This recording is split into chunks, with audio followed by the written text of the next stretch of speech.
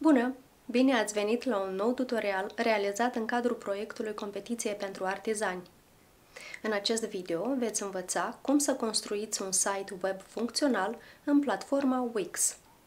Wix este unul dintre cele mai cunoscute generatoare de site-uri web care vă permite să creați un site cu aspect profesional fără să aveți nevoie de cunoștințe tehnice sau cunoștințe de web design. Acest tutorial este adresat începătorilor care nu au mai folosit niciodată o platformă online de creare site-uri web și nu cunosc structura și organizarea unei pagini web. În Wix aveți acces gratuit la sute de șabloane predefinite care pot fi personalizate în cel mai mic detaliu. Dar pentru început, accesați site-ul wix.com și faceți click pe Get Started. Pentru a vă înregistra, introduceți numele dumneavoastră, adresa de e-mail, creați o parolă și continuați. Sau aveți opțiunea să vă înregistrați cu un cont Google sau Facebook. După înregistrare, vor apărea câțiva pași și diferite opțiuni pentru a vă crea un site. Wix are o suită întreagă de funcții de inteligență artificială pentru a vă ajuta să creați un site web de la zero. Vi se vor pune câteva întrebări despre site-ul pe care doriți să-l creați și Wix vă va construi apoi un site personalizat în câteva minute. În acest tutorial voi arăta cum să construiți un site prin editarea unui șablon și voi sări peste acest pas.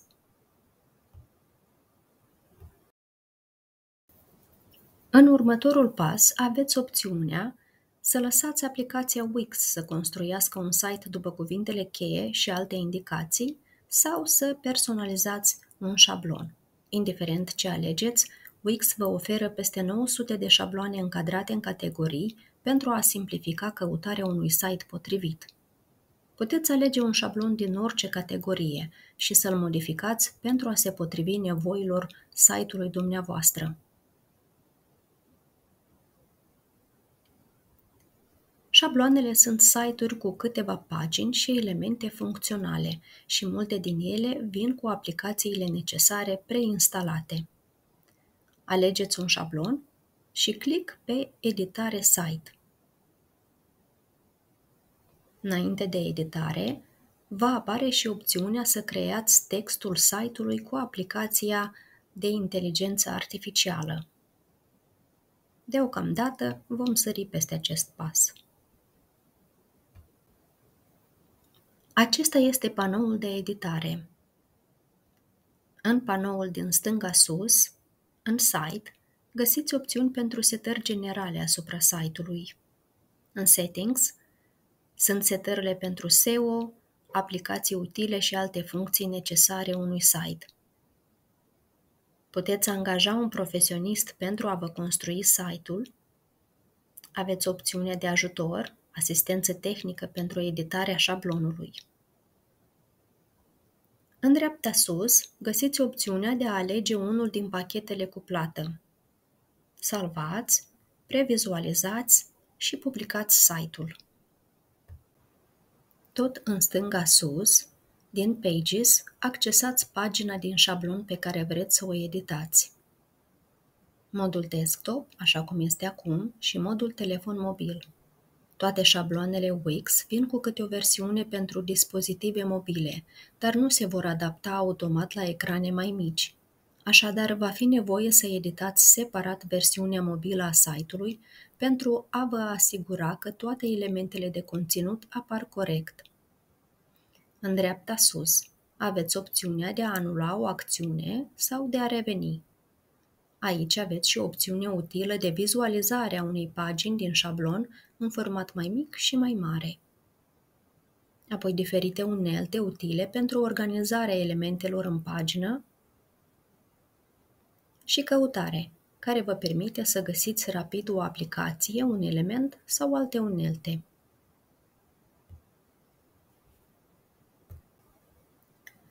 În panoul lateral stânga, la adăugarea elemente, aveți text, imagini, butoane și multe alte elemente grafice care pot fi accesate și adăugate în șablon printr-o simplă glisare și poziționare.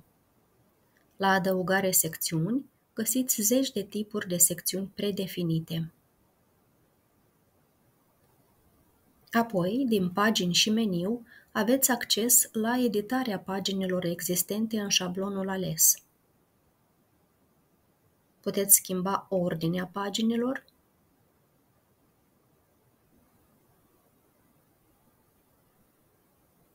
puteți adăuga o nouă pagină,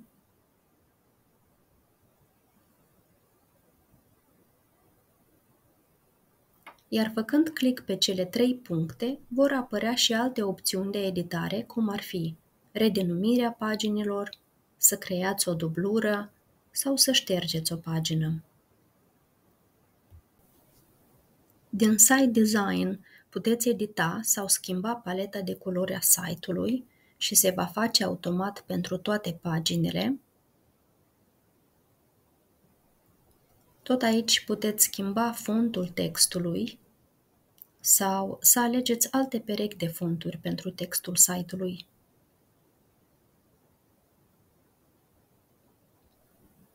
Din adăugarea aplicației, găsiți un magazin imens de aplicații cu sute de extensii native și create de terți. Multe din aplicații sunt gratuite și le puteți folosi pentru a adăuga elemente de bază, precum formulare de contact, dar și funcționalități mai avansate de comerț electronic. Tot în panoul din stânga găsiți și secțiunea cu afacerea mea. Aici accesați opțiunile de editare pentru toate paginile ce țin de magazinul online.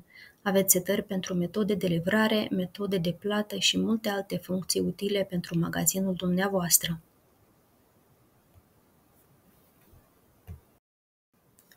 După cum vedeți, în Wix aveți extrem de multe funcții și instrumente de editare, iar descrierea și aplicațiile lor nu vor fi acoperite în acest tutorial. Dar, pentru începători, voi explica scurt câteva aspecte generale despre organizarea conținutului în pagină și a modului de funcționare a unui șablon editabil în Wix. Conținutul unei pagini din șablon este organizat în mai multe straturi, iar la glisarea cursorului observați activarea unor chenare de diferite culori, care încadrează o secțiune, un element sau un set de elemente. Structura acestei pagini poate fi vizualizată din butonul pentru straturi din partea stângă jos. Această pagină conține mai multe secțiuni. O secțiune de antet cu 2 benzi, o bandă are mai multe coloane. Apoi, pe pagină se găsesc alte secțiuni, cum ar fi secțiunea de intrare, cu o bandă, iar banda conține un set de elemente, text, imagini, butoane. Toate straturile și elementele pot fi editate. Faceți click pe secțiune, bandă, element și în funcție de ce ați selectat, vor apărea opțiuni de editare specifice. De aceea, atenție la ce ați selectat. Numele unei secțiuni apare în partea dreaptă sus, iar a celorlalte containere numele se găsește în partea stângă sus sau jos. De asemenea, și meniul cu funcții de editare indică ce anume editați. Fiecare element are în meniu și un buton de ajutor. Așadar, îndrumările sunt disponibile imediat. Un mod de a vizualiza și de a edita straturile unei pagini este funcția de editare rapidă din bara din dreapta. Click și se va deschide un panou lateral cu toate straturile și elementele acelei secțiuni. Din acest panou veți face modificările pentru straturi sau elemente. De asemenea, straturile și elementele pot fi editate direct în pagină și să vedem câteva exemple. Antetul, secțiunea de sus, este încadrat în chenar portocaliu.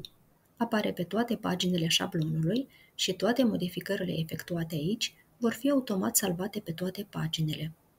Secțiunea de jos a paginii, subsolul, tot în chenar portocaliu, funcționează ca și caseta pentru antet. Pentru editarea unei secțiuni, click pe marginea unei secțiuni. Atenție la nume! Aceasta poate fi repoziționată cu ajutorul săgeților sus-jos afișate în bara mică din dreapta. Puteți modifica lățimea secțiunii trăgând de săgeata dublă din partea jos a chenarului. Pentru editarea fundalului, click pe secțiune și din meniu se poate alege o culoare, o imagine din stocul Wix sau puteți încărca o imagine de fundal din computer. Adăugarea unei noi secțiuni poate fi făcută în două moduri. Fie dați click pe butonul Add Section afișat între două secțiuni sau din panoul din stânga. În ambele cazuri, din panoul din stânga, vom alege tipul de secțiune. Alegeți o secțiune, țineți click și aduceți în pagină.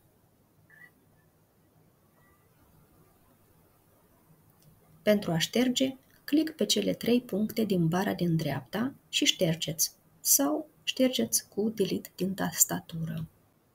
Editarea unui strip sau bandă cuprinde un set de elemente organizate în una sau mai multe coloane. Click pe bandă, va apărea meniul de editare și aveți câteva opțiuni rapide, cum ar fi modul de organizare a coloanelor și spațiul ocupat de fiecare. Sau aveți opțiunea de a modifica lungimea benzii în pagină. Lățimea benzii și a coloanelor le veți modifica trăgând de latura de jos a chenarului albastru, care încadrează grupul de elemente.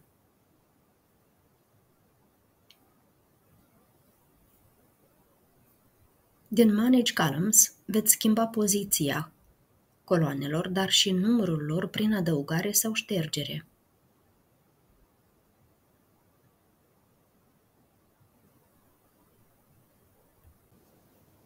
Se poate schimba fundalul unei benzi și poate fi o culoare, imagine sau video de fundal.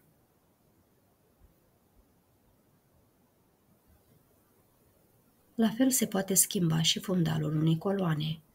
Click pe coloană și aveți opțiunea de prelucrare a imaginii existente, contrast, luminozitate și multe alte opțiuni, sau să înlocuiți cu o culoare sau o imagine din stocul Wix sau din computerul dumneavoastră.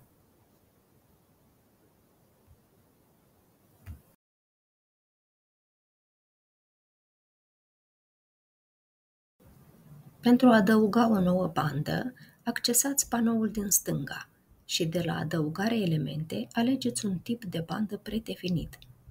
Țineți click pe ce ați selectat, glisați și introduceți într-o secțiune. Pentru a șterge, click dreapta și ștergeți, sau cu Delete din tastatură. Textul, dar și alte elemente individuale sunt încadrate în casete, acele chenare albastre. Acestea pot fi mutate în pagină prin glisare și poziționare. Fiecare casetă poate fi plasată acolo unde vreți și vi se oferă îndrumări utile pentru a alinia conținutul. De exemplu, marcajele de culoare roz vă ajută pentru o poziție corectă față de celelalte elemente, iar porțiunile hașurate din secțiune indică zona care probabil nu se va vedea pe unele dispozitive, așadar nu este indicat să introduceți aici elemente. Casetele pot fi redimensionate trăgând de bulinele albe de pe chenar.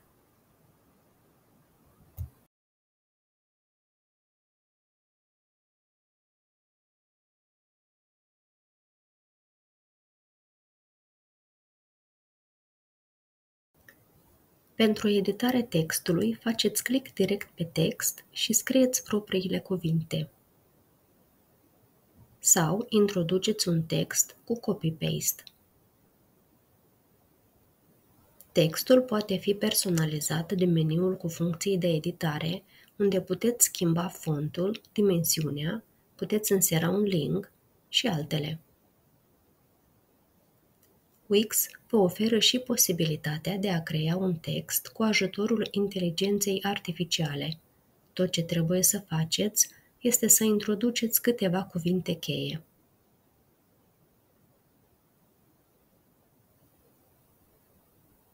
Ștergerea casetei de text poate fi făcută cu click dreapta pe element și ștergeți. Ca să introduceți text nou, selectați elementul titlu sau text din panoul din stânga, ținând click, glisați și poziționați caseta de text.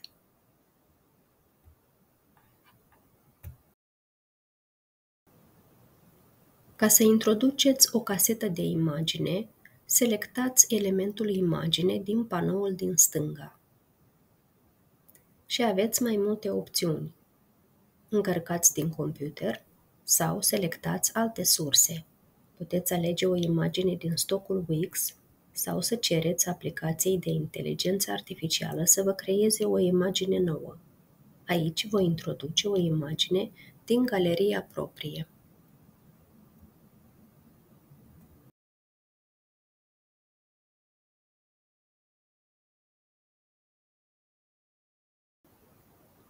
O imagine individuală este încadrată și ea într-o casetă și poate fi editată în același mod.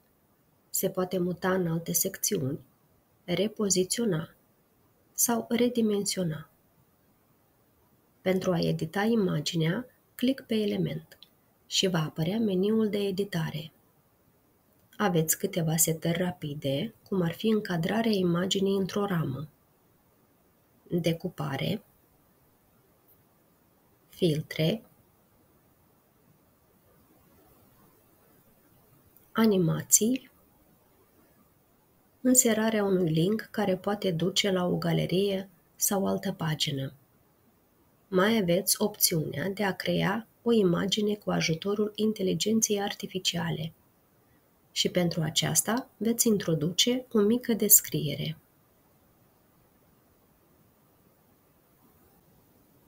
Puteți înlocui imaginea cu fotografii din galeria proprie sau să editați imaginea existentă.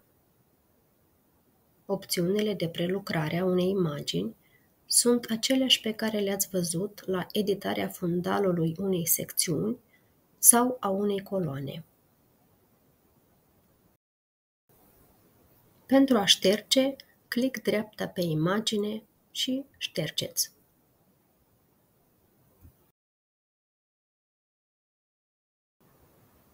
În acest șablon nu aveți o galerie, dar aveți câteva opțiuni de adăugare a unei galerii. De exemplu, sub formă de element, care poate fi introdus în orice secțiune din pagină. Din panoul din stânga, la adăugare elemente, veți selecta galerie. Ținând click, glisați și poziționați în secțiune. Așa cum am arătat, orice element poate fi redimensionat și aranjat în pagină. Efectuați editările necesare. Apoi, click în bară pe Înlocuiește imaginile și introduceți imagini din galeria proprie. Imaginile din galerie pot fi șterse sau puteți adăuga altele.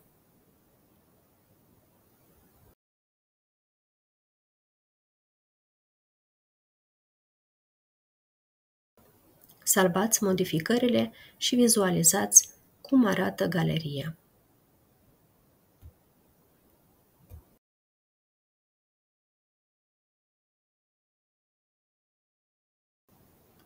Un alt mod de a introduce o galerie este să introduceți o nouă secțiune în pagină.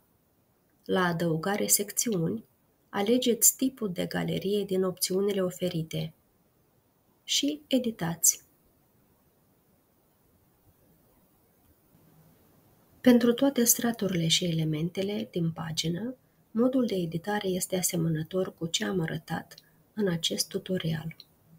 Astfel, după editare, veți avea un site gratuit construit de dumneavoastră.